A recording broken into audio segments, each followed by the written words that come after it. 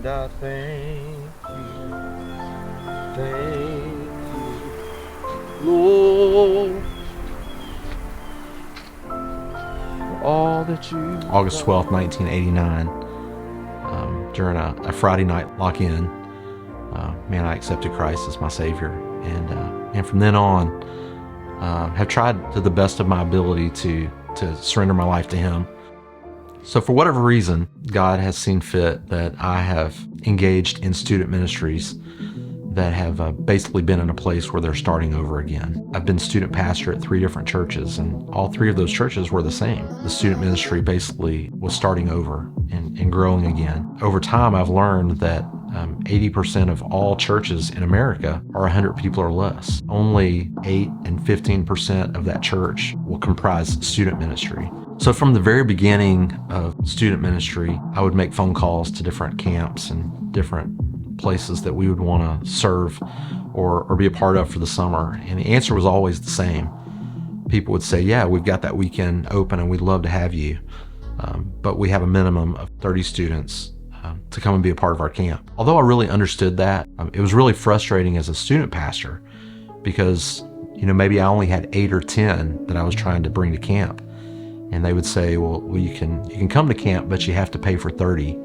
And honestly, during those times, I didn't know that I could pay for our 8 or 10. So it was always an obstacle. I had always dreamed that maybe one day God would lead me to develop a camp. I began to look for a property, and I felt like God had a property that He had set aside for this. A friend of mine had mentioned Cane Hollow. I came out and I looked at the property, and there was nothing flat on this property. It had been neglected and left for Mother Nature to have her way for about 6 years.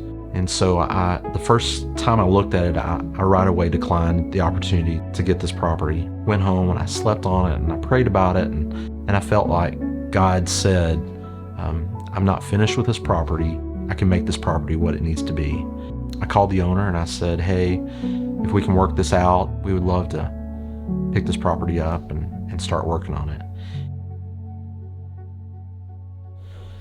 So when I bought Cane Hollow in 2017, I felt like that this was probably a 5-year project, just because of the limited resources and time that I had to give. And so we just began to kind of do things that we knew were essential, but that we needed to do first. So for instance, the very first thing we did was we started on our rec field. We hired an excavator, and he came in. He was one of the best in this area. And he said, well, this area is known for a lot of rock. And he said, basically, when we hit our first big rock, that'll be the level that we have to stop.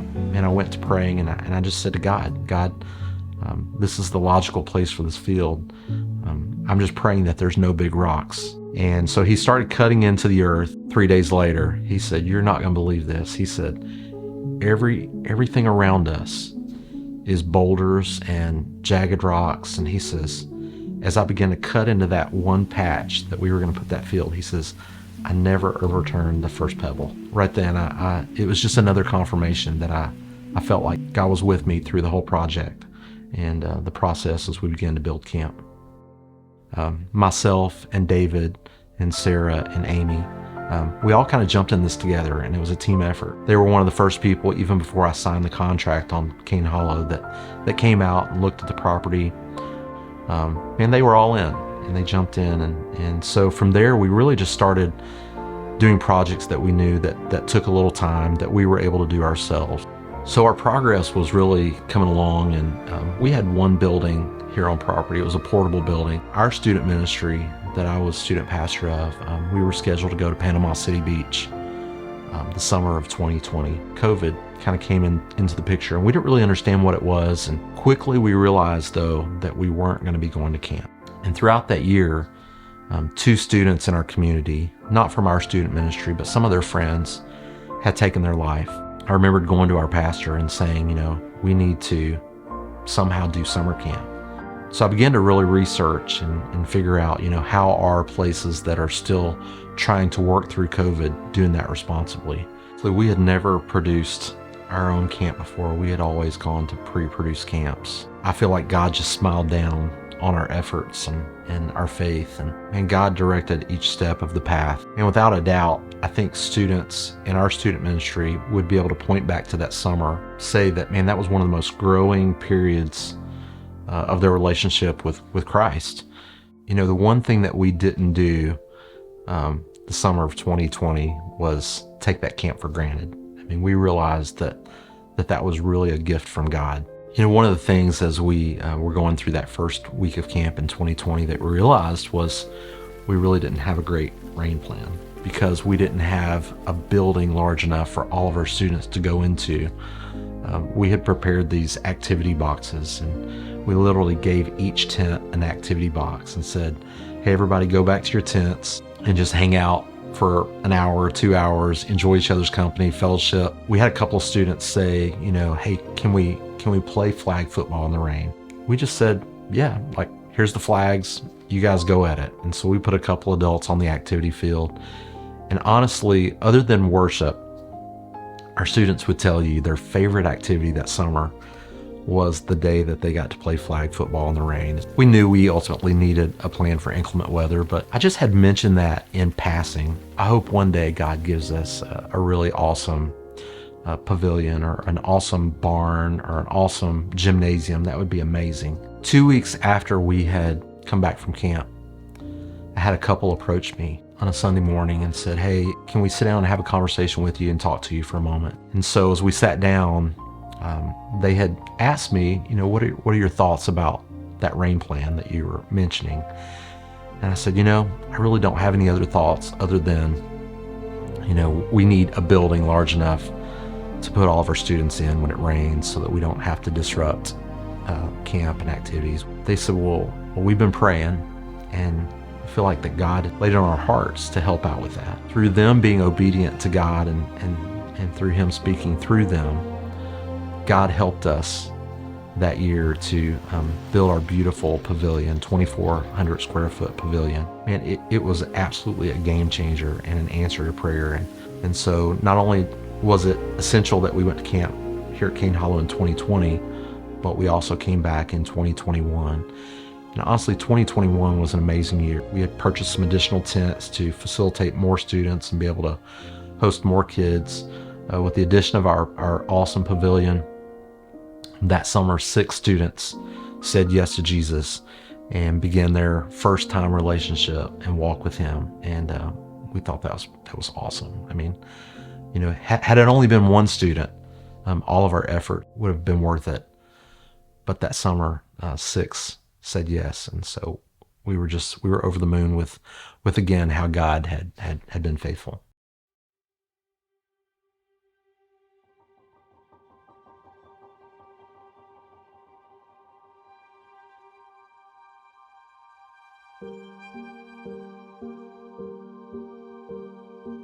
And that was a really tough season for us to think about moving on with camp without Sarah.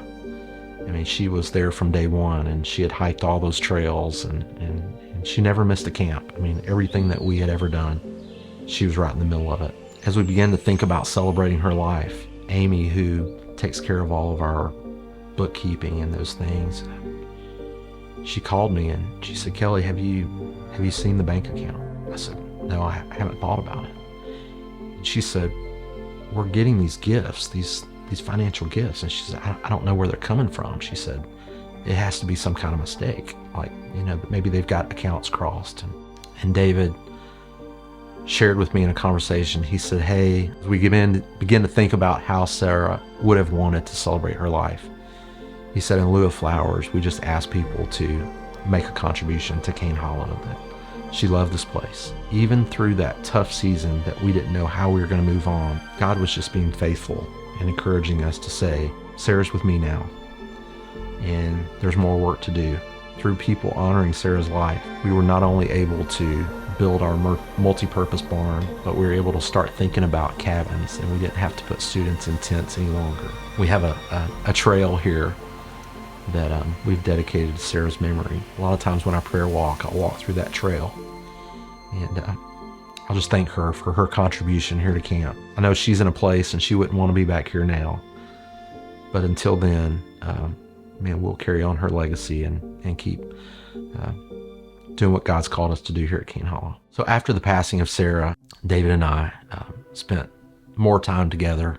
We have both come to the conclusion that he wanted to take a deeper role into camp. He kind of dove in head first and became a partner. And through that, God has just used that partnership to do some really awesome things. So, every time that we've had a need, God's already been ahead of that need with a solution. The reason that we're able to accomplish our mission to be able to serve smaller churches with excellence is because God's allowed us to be debt-free. And so there's nothing here on property that's not already paid for.